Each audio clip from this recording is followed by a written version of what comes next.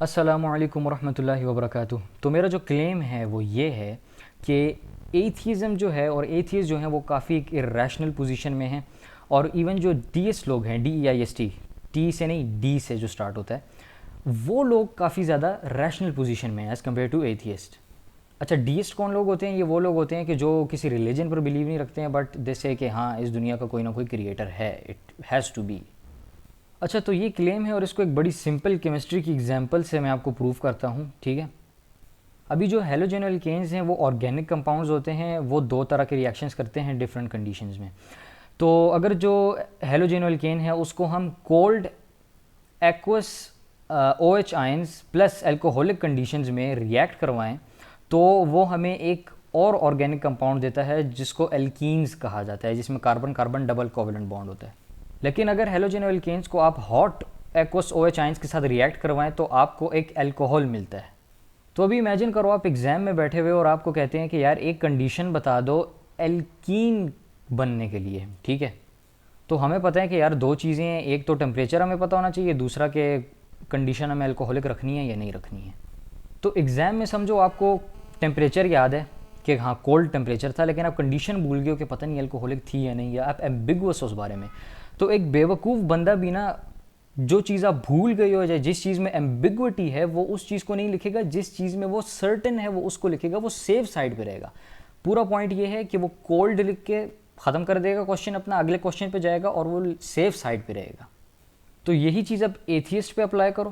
Atheist جو ہیں وہ سائنس کا بہت سہارا لیتے ہیں مور دین میتھمیٹکس، تو وہ خود بھی یہی کہتے ہیں اور سائنس بھی یہی کہتی ہے، ایتھیسٹ خود بھی یہی کہتے ہیں کہ جو گاڈ ہے وہ ایک میٹا فزیکل آئیڈینٹی ہے، یعنی کہ بیونڈ فزیکل ورلڈ ہے، تو اس پہ فزیکل لاز جو ہیں فزکس میتھس وغیرہ وہ اپلائی نہیں ہوتے ہیں۔ تو ان سائنسز کے اور میتھ کے تھرو ہم گاڈ کو پروو یا ڈس پروو نہیں کر سکتے۔ تو ادھر ایک اور ایک سمپل سا لاجک اور سینیریو ہم بلڈ کرتے ہیں۔ امیجن کرو کہ گاڈ ایگزسٹ کرتا ہے، ٹھیک ہے؟ تو ایتھیسٹ کے لیے کیا ہوگا؟ ایتھیسٹ دنیا میں اپنی ڈوپامین ایکسکریشن کرتا جائے گا، چلو سمجھ لیا کہ بھائی وہ دنیا میں جو ہے وہ اس کے لیے کوئی پرابلم نہیں ہوئی ہے۔ But on the day of judgement, مرنے کے بعد ہمیں تو پتہ ہے اس کی ٹھکائی ہوگی۔ تو یعنی کہ one tick and one cross for atheist if God exists. On the other hand اگر ہم تھیسٹ کو دیکھیں جو کہ خدا پہ بلیو رکھتا ہے یا ریلیجن فالو کرتا ہے، تو اس کے لیے دنیا میں بھی ٹک ہے، کیونکہ وہ ڈوپامین وغیرہ اس کا ایکسکریشن اپنی وہ کنٹرول کرنے کی کوشش کرے گا، اور آبویسلی سائنس وغیرہ پڑھے گا وہ اور دنیا میں آگے ترقی کرے گا، یعنی کہ ایتھیسٹ جیسا ہی ہوگا وہ دنیا میں، ٹھیک ہے؟ But on the day of judgement کیونکہ وہ تھیسٹ تھا تو اس کی بچت ہو جائے گی، یعنی کہ 2 ticks for theist if God exists.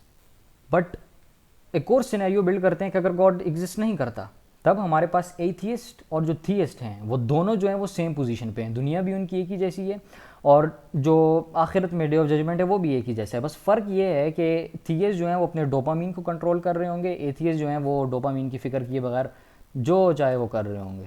تو اوور آل دیکھا جائے اگر گاڈ ایگزسٹ کرتا ہے اور نہیں بھی کرتا تو جو ایتھیسٹ ہیں وہ سیف سائڈ پر نہیں ہیں، ان کے لیے مسئلہ ہوگا۔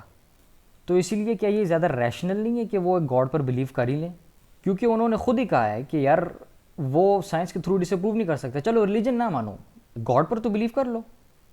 جیسے آئنسٹائن بھی جو ہے وہ بھی ایک ڈیسٹ ہی تھا، یہ بھی کافی کنٹروورشل ٹاپک ہے، اس پہ بھی میں ایک ویڈیو بناؤں گا۔ کچھ کہتے ہیں کہ نہیں وہ ایتھیسٹ تھا، کچھ کہتے ہیں نہیں وہ جو تھا اور خدا پر یقین رکھتا تھا، بٹ جو بھی نہیں تھا اور وہ ایتھیسٹ بھی نہیں تھا، وہ ڈیسٹ تھا۔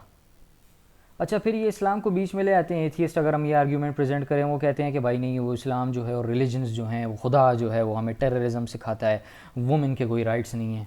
تو اس کو بھی ہم ایڈریس کریں گے انشاءاللہ۔ یہ بہت پرانے آرگیومنٹس ہو گئے ہیں، ابھی کوئی ایتھیسٹ کی چیزیں سامنے لاتا ہے نا تو لوگ ابھی اس پہ ہنستے ہیں کہ یہ وہی پرانی جو ہیں صدیوں پرانی باتیں کر رہا ہے۔